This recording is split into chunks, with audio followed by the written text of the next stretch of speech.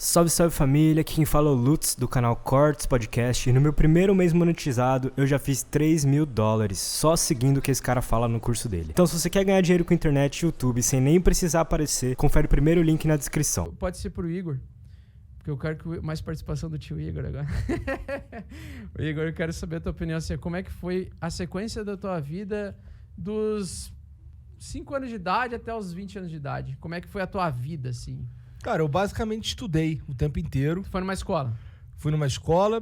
Tu estudava mesmo? Tu, tipo, porra, estudava? Eu tinha que estudar. Mas tudo bem, a sua mãe te obrigava a estar sentado com um livro, mas tu prestava atenção, tentia entender, você era engajado no que você fazia? Cara, a minha principal motivação era passar de ano, tá ligado? Eu precisava aprender ali pra eu passar de ano, fazer uns concursos aqui ali pra eu poder estudar numa escola pública e que tivesse uma boa escola, sim, né? Uma escola técnica federal, foi onde estudei o caralho. Na Cefet? No Cefet, lá, aí eu estudei, só estudei minha vida inteira até 17... Até 18 anos eu estudei e eu trabalhava um pouquinho, mas ajudando meu pai. Eu não costumo contar isso como trabalhar, não. Era mais que deveria ajudava meu contar. pai. Mas tudo bem. E depois eu fui pro quartel e com 20 anos eu comecei a trabalhar de novo. Então só trabalhei e estudei. Mas quando tu estudava, né? Ainda bem que você não perguntou essa parada pra mim. Quando tu estudava, quem dizia que dia tal ia ter prova? O professor. Que fazia parte da escola? Da escola. E a escola faz parte Do colégio? do Estado? Ou era particular? Não, é do Estado. Não, do Tá, Estado. do Estado. Então era sempre um órgão centralizador, ou Estado ou uma empresa. No caso, Era um órgão escola centralizador particular. que impunha um determinado currículo. Isso. Que me Quais dizia... matérias tu tinha que aprender? Cara, eu tinha que aprender... Acho que, bom, vamos lá. Quando eu tava no ensino médio, não sei nem se eu vou conseguir enumerar de tantas que eram, tá ligado? Então era português, matemática, história, geografia, biologia, química, física. Aí eu fazia aula de eletricidade também, que eu fiz escola técnica, uma porrada de coisa. Perfeito. Educação física, E inglês, aí, português. E pra que fim tu ia estudar isso aí tudo? Por um bom tempo eu não sabia muito bem pra que eu tava estudando pra caralho. Qual Então, era a promessa da escola? Era conseguir um emprego, Perfeito. tá ligado? Era estudar pra Pra conseguir o quê? grana. E pra que tu precisa da grana? Precisava da grana pra pagar aluguel, né? Mas pra que Liberdade. pagar aluguel? Pra ter estabilidade. Pagava aluguel pra poder não ter que morar mais com a minha mãe. Né? Mas pra poder se Não manter, é né? nada contra morar com a minha mãe. Era que é Não, muito ninguém mais quer legal. ficar morando com a mãe, Assim. pô, tá de sacanagem. Pra estabilidade, né? É isso? Pra... Não...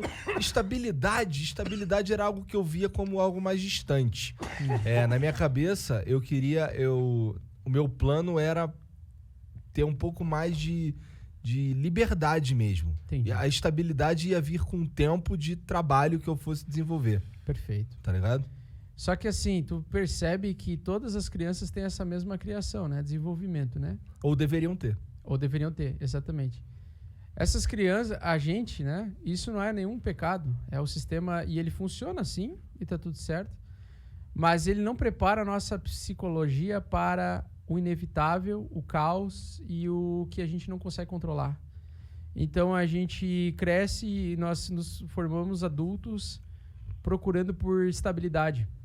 Só que o que ninguém fala, e é uma coisa que liberta muito a mente das pessoas, é que para você, na sociedade que nós vivemos, ser não bem-sucedido, porque bem-sucedido, muitas pessoas são bem-sucedidas mesmo sem ser famosas e nem ricas.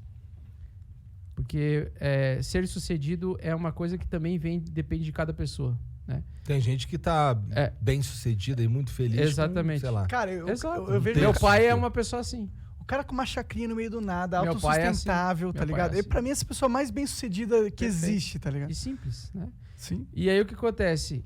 A gente tem o nosso cérebro preparado para buscar a estabilidade.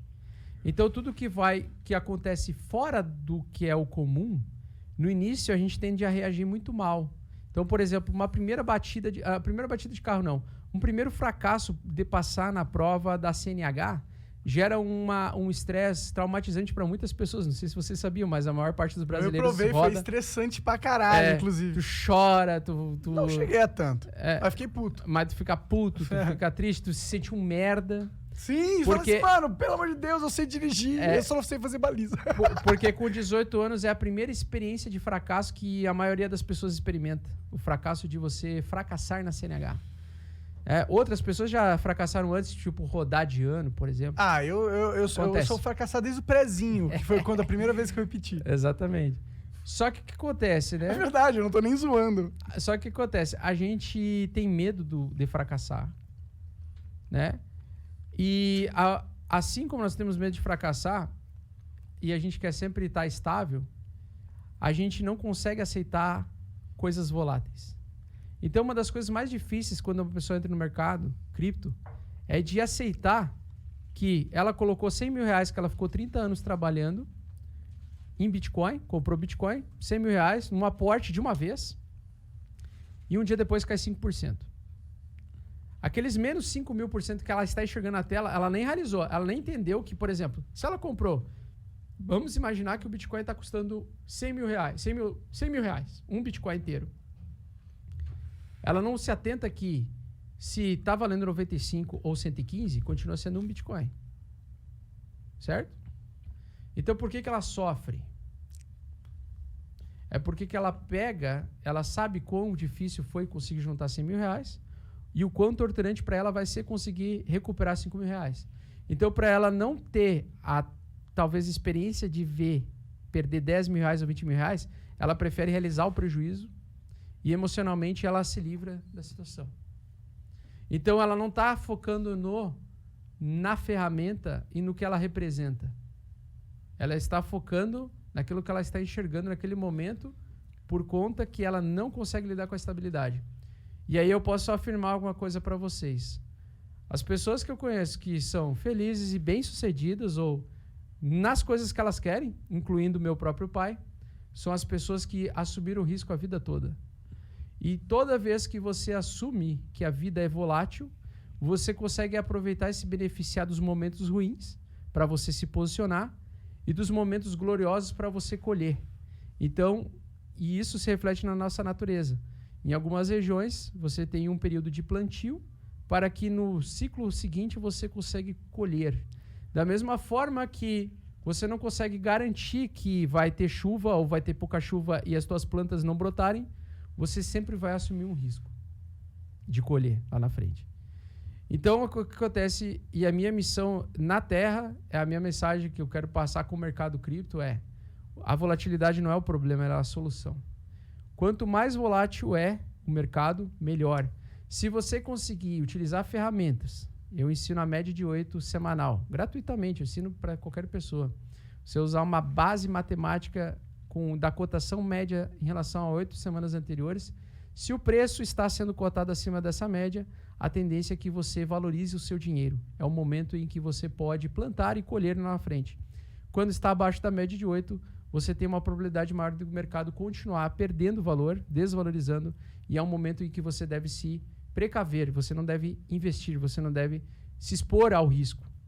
Então você tem que aprender a entender que a volatilidade ela existe, e você tem que tentar usar uma ferramenta para conseguir amenizar esse risco. É a mesma coisa de você diversificar a carteira, né?